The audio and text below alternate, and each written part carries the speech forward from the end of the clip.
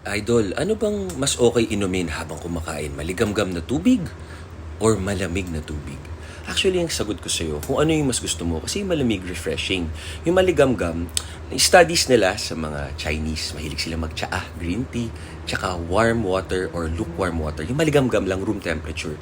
Kasi ang fat, lalo na yung saturated fat, yan yung tumitigas sa room temperature. Tapos yung trans fat, yung masamang fat, yung oil na ginamit pa ulit-ulit, tumitigas yan. So pag maligamgam yung tubig o warm water, medyo natutunaw yun and then mas nababurn o nailalabas natin, lalo na kung naka-calorie deficit, nag-workout, sana mailabas siya. Kasi yun yung mga bumabar sa arteries, nakakakos ng rise in blood pressure, nakakakos ng heart attack.